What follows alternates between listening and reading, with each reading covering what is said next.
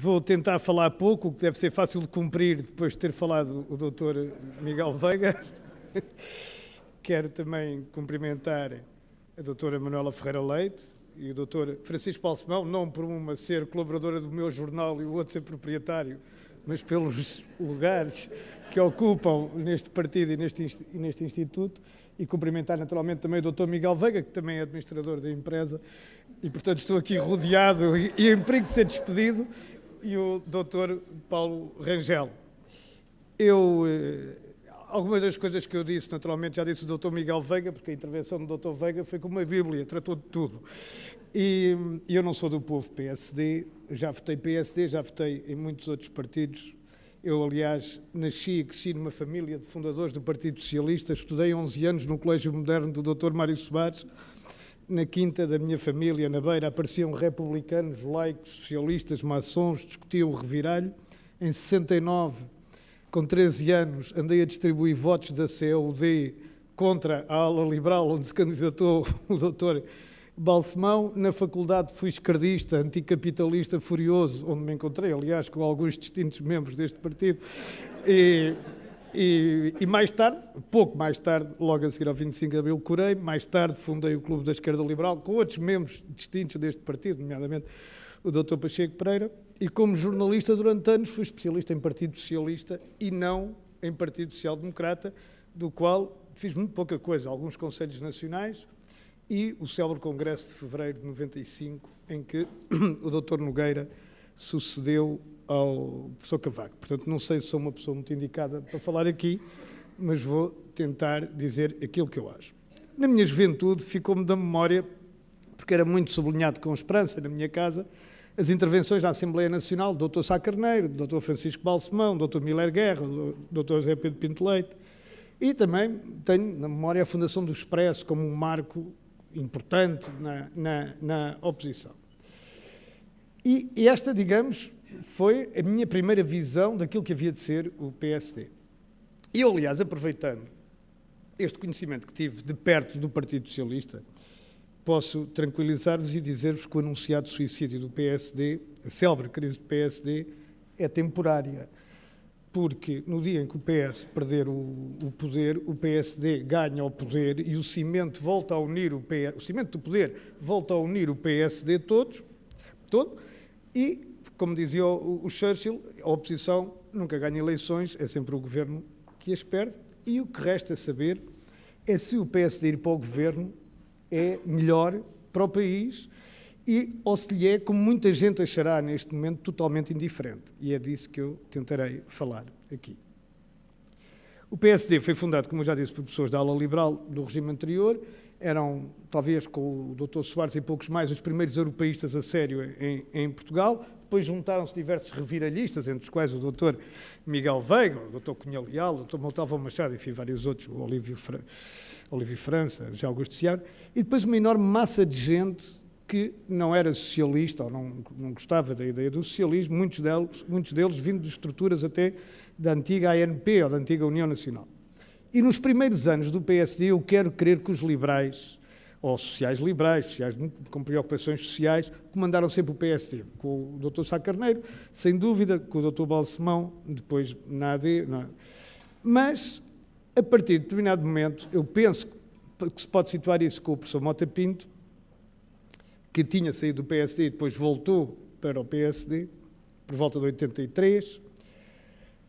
Chegaram ao PSD uma série de homens, que eram os homens que a gente dizia nos jornais, homens que subiram a pulso, que eram pessoas com capacidades e com qualificação, mas já sem qualquer cosmopolitismo. Pessoas, no geral, do interior, que vinham das distritais, que eram assim uma coisa que a gente falava muito. E tinham uma cultura de poder que, a meu ver, era essencialmente iliberal. E foram pessoas assim que vieram, a partir de então, a determinar, em boa parte, a vida também do PSD. Ainda hoje, penso que é entre os herdeiros daquilo que foram os fundadores e os herdeiros destas pessoas que se fazem os grandes debates e as grandes disputas dentro do PSD. Quando o Dr. Menezes, Luís Filipe Menezes, disse, nesse Congresso de 95, que havia uma parte do PSD que era elitista, solista e liberal, referia-se àqueles que eram essencialmente os herdeiros dos fundadores do partido. Eu penso que o professor Cavaco Silva, mais tarde, aprofundou esta visão, uma visão privatizadora da economia, e bem, mas não tornou o país, nem o PSD, mais cosmopolita. A visão estratégica do professor Cavaco Silva, na altura, foi criar os chamados centros de decisão nacionais, o que, a meu ver, mas posso estar errado, o que, a meu ver, está na origem desta espécie de grupos privados que o Estado domina e que toda a gente agora se queixa. Foi também Cavaco Silva que deu projeção a umas pessoas, uns militantes não cosmopolitas, muito deslumbrados e que, curiosamente, ainda hoje ocupam o poder, mas, infelizmente, para vocês todos, eles estão no PS neste momento e foram muito bem descritos há pouco pelo Dr. Miguel Veiga. E acho curioso, olhando de fora, acho curioso que, do meu ponto de vista, pessoas como Pedro Silva Pereira ou o próprio José Sócrates poderiam ser de uma parte do PSD, ao mesmo tempo que alguns militantes do PSD podiam ser de uma parte do PS. O PPD original, que era sobretudo liberal, reformador e cosmopolita, ficou, a partir de determinado momento, começou a ficar um pouco irreconhecível. Mas eu penso que a tensão entre estes social-liberais, ou liberais, como lhe queiram chamar, sociais-democratas, e iliberais, manteve-se sempre como pano de fundo.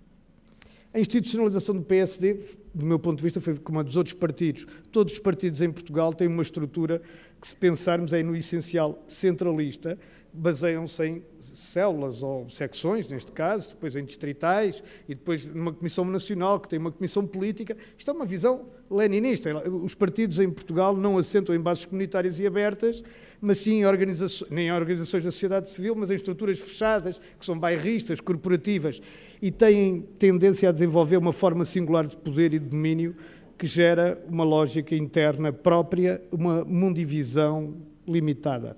Eu penso que o facto do Dr. Passos Coelho ter um bom número de distritais a apoiá-lo é o exemplo acabado desta lógica aparelhista, porque eu, sinceramente, não é que não conheço o Dr. Passos Coelho, portanto não estou a querer ser justo nem injusto com ele, mas parece-me que é exatamente o mesmo percurso, por exemplo, que o engenheiro Sócrates faz dentro do Partido Socialista. É um percurso todo feito no aparelho.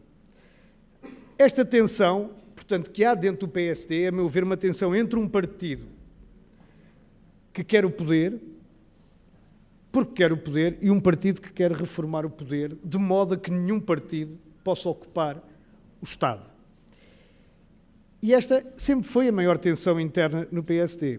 E ainda assim, eu penso que é no PSD que se encontra o maior número de pessoas dispostas a reformar um Estado que é tentacular e gigantesco, mais no poder e na influência até do que no número de pessoas, e a mudar um país que tradicionalmente viveu encostado ao Estado. As velhas causas do PSD, que era o fim da tutela militar, penso que foi a primeira e mais importante, a libertação do Estado da economia e a libertação da sociedade civil, esta última muitas vezes falada, aliás, pelo Dr. Balsemão, mas quando era líder e primeiro-ministro, mas nunca conseguida, foram progressivamente deixando de fazer sentido. Eu penso que com o professor Cavaco Silva foram dadas os últimos impulsos reformistas, mas depois, quando o cavaquismo se esgotou e com o esgotamento do cavaquismo se exauriu o próprio PSD, os socialistas que estavam na tal crise histórica e suicidária ganharam as eleições sem maioria absoluta e entrou um novo ciclo, tendo o Dr. Mário Soares em Belém. Há aqui um certo paralelismo, aliás, histórico. E ocupou o poder o PS e continuou no essencial o programa que vinha de trás, que era basicamente a moeda única, fazer a Expo 98 e acarinhar grupos nacionais. E neste modelo, nós gostamos muito de nos comparar com a Espanha como se tivéssemos o mesmo mercado, a mesma dimensão, e isto fosse tudo comparável. A sociedade civil também herdou a tradição de se manter amorfa e a maioria dos empresários também continua com a tradição de se encostar ao Estado. Ou seja, os escalões intermédios entre indivíduos e Estado que entrelaçam o tecido da sociedade nunca se constituíram. E não se constituem, a meu ver, porque o espaço está ocupado pelo próprio Estado ou pelos seus braços partidários. Em Portugal, poucas organizações da sociedade civil vigoram porque o Estado abafa esse espaço. Os bois e os jobs são a justificação do poder e são o seu viveiro. Quase ninguém pensa em ascender na vida pública através de realizações privadas.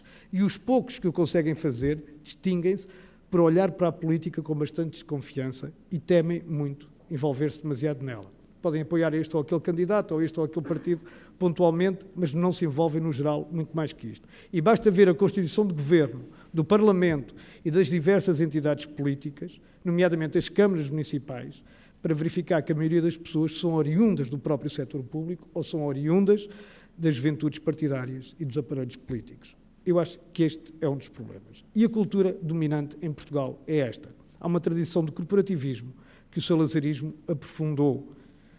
A proteção do Estado também é histórica e a vida moderna continuou com a proteção do Estado.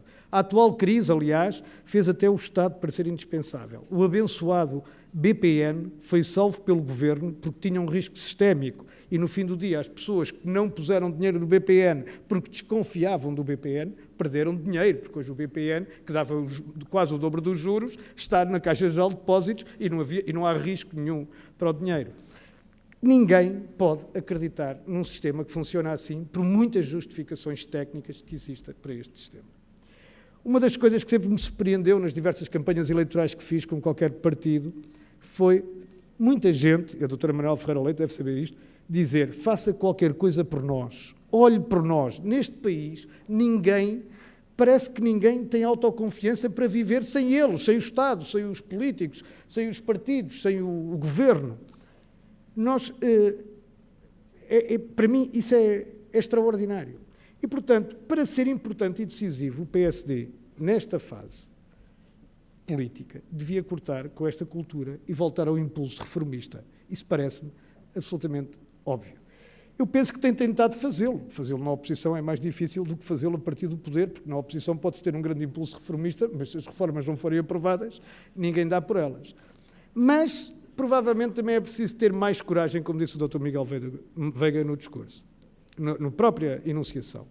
Eu não pretendo com isto dizer que o PSD deve ser um partido sem preocupações sociais, porque, pelo contrário, eu acho que o apoio do Estado é, por vezes, absolutamente necessário, quando é necessário. E, nesse sentido, eu não podia estar mais de acordo também com o Dr. Miguel Veiga, quando ele cita Bernstein e o Congresso de Görlitz, que é aprovado 40 anos depois em Bad Godesberg, com o postulado mercado sempre possível, Estado sempre que necessário. Eu penso que o impulso reformista atual merece, sobretudo, que a gente olhe para o futuro e não para o passado. Nós somos todos prisioneiros de uma geração bem intencionada que na Europa construiu um Estado social magnífico, mas que vai rebentar se não se fizer nada. E nós, todos, como avestruzes, gostamos mais de meter a cabeça dentro da areia do que discutir esta questão. Isto não é sustentável. Se nós não voltarmos à pureza inicial daquilo que era o Estado Social, que era ajudar aqueles que, contra a sua vontade, caíram numa situação de miséria, nós não salvamos Estado Social nenhum. Nós hoje estamos a ajudar pessoas que ganharam o totoloto, e isso é absolutamente extraordinário. Deixem-me, aliás, colocar um tema que eu conheço bem. Se uma jovem com 25 ou 27 anos conseguir um emprego a ganhar, digamos, 600 euros, e se ela for mãe solteira e tiver um filho, compensa-lhe mais trabalhar ou ficar em casa? E nós não devemos ter medo de fazer estas perguntas. Não devemos ter medo de fazer estas perguntas, porque trabalhar também custa dinheiro, custa o transporte, custa comer fora, mesmo que seja uma sandes miserável. E estas perguntas óbvias têm respostas que não nos tornam mais à esquerda nem mais à direita, que são questões reais e que não se põem. Uma questão que eu pus há pouco tempo num colóquio que fiz em Viseu. Imaginem duas famílias, pai, mãe, 2 filhos, a idade no ensino básico, com os mesmos rendimentos, rigorosamente. A primeira aluga uma parte de casa, com 2 quartos, serventia de casa de banho e de cozinha. A segunda constrói uma barraca. Quando a Câmara for dar uma casa, dá a primeira a quem? Toda a gente sabe a resposta. Toda a gente sabe a resposta, mas ninguém discute isto. Ninguém discute isto. E todos nós temos de ter a coragem de pôr a pergunta e de dar a resposta e de perguntar como se muda isto.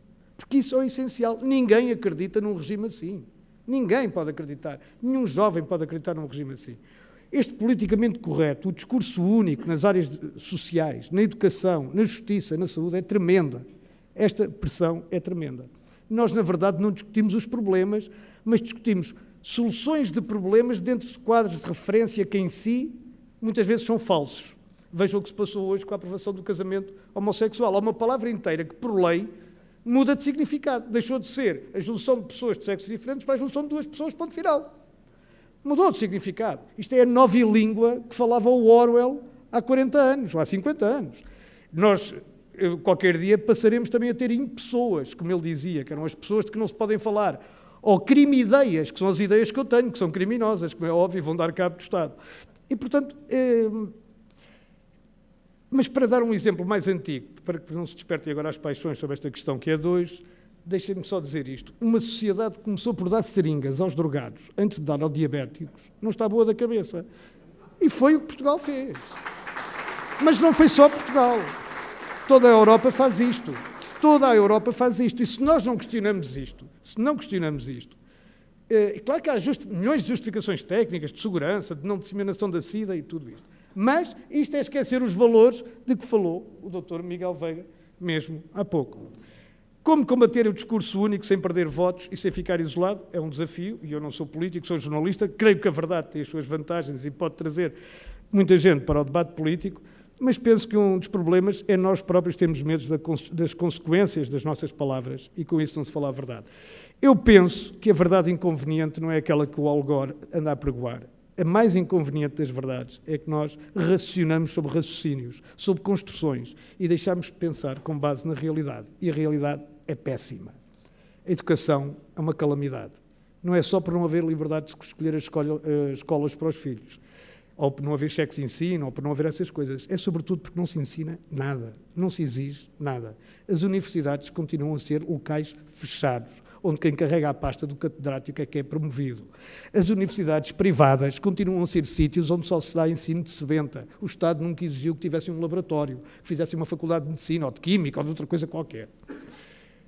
Bom, mas isto é o que se passa na educação. Se a gente for para a saúde, que é o setor talvez com maior sucesso a longo prazo nos últimos 20 ou 30 anos, o António Barreto diz-nos, e eu acho que ele tem razão, que é porque os políticos se meteram um pouco, deixámos os técnicos de saúde, os médicos e os administradores hospitalares fazerem um certo acordo e os políticos meteram-se pouco. Portanto, se calhar aqui há uma solução, que é o Estado meter-se menos, porque já na justiça, que é completamente surrealista a nossa justiça, quem é que não sabe? É totalmente surrealista. E não vale a pena, cada vez que um partido está na oposição, fingir que a justiça é séria para quando está no poder perceber que ela é surrealista. Quer dizer, não me parece isto uma boa ideia. Mas a verdade é que se nós perguntarmos a pessoas comuns se o PS sair amanhã do governo e entrar o PSD amanhã para o governo, o que é que vai mudar concretamente naquilo que verdadeiramente interessa às pessoas, ou seja, que são as áreas sociais, a justiça, a saúde e a educação, e as reformas, naturalmente, as reformas, pensões, eu penso que muita gente não sabe dizer o que é que muda.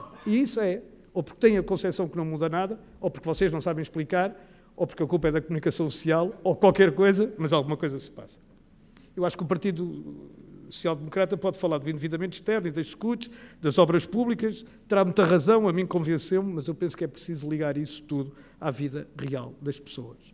É preciso concretizar que esses projetos vão ser pagos por gerações e gerações de nossos filhos, como tem sido dito.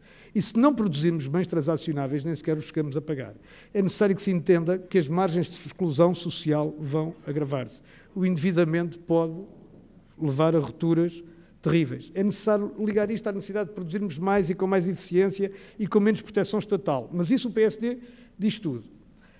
Mas é preciso também mudar culturalmente. E eu isso, sinceramente, não me peçam a resposta, porque eu não sei, e se soubesse, se calhar vendia, porque deve ser fabulosa. Mas o problema é este.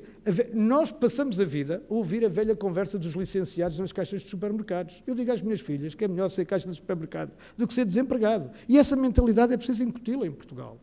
É preciso incuti-la em Portugal.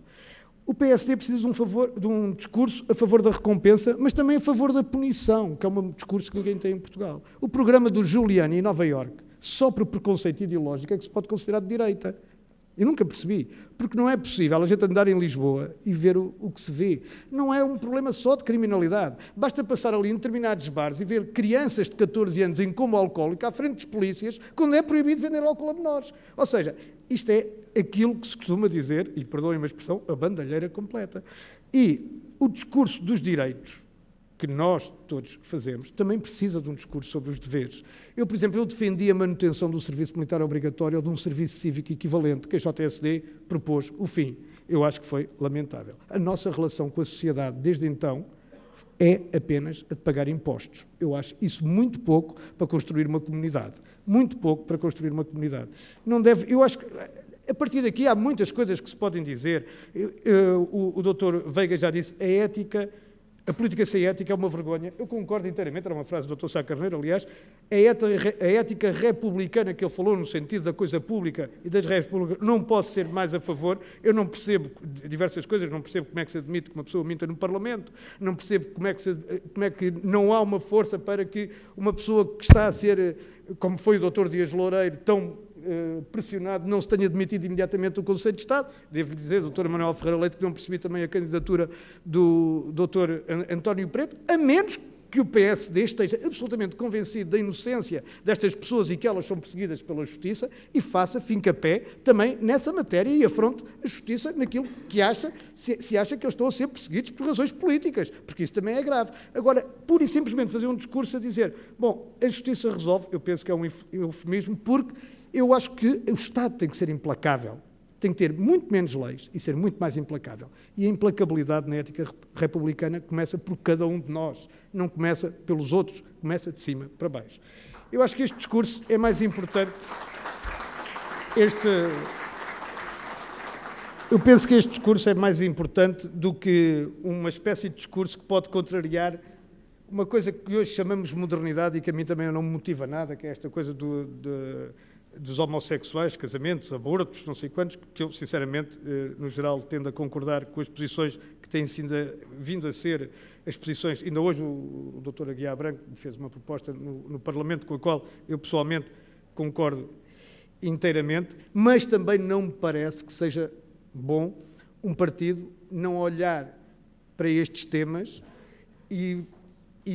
ou não verificar estes temas e ter um excesso de moralismo no discurso sobre estes temas. Também me parece errado, porque estes temas são importantes para algumas franjas da população e são importantes, sobretudo, para pessoas novas. Eu confesso que não percebo muito bem porquê, mas eu estou numa redação onde há imensas pessoas de 30 anos, ainda hoje eu e o Nicolau Santos estávamos a opor-nos um bocado à ideia do casamento dos homossexuais e fomos os dois apodados de termos que deixar crescer patilhas e ir para a Feira da Gulgã vender cavalos, porque já não tínhamos lugar naquela sociedade.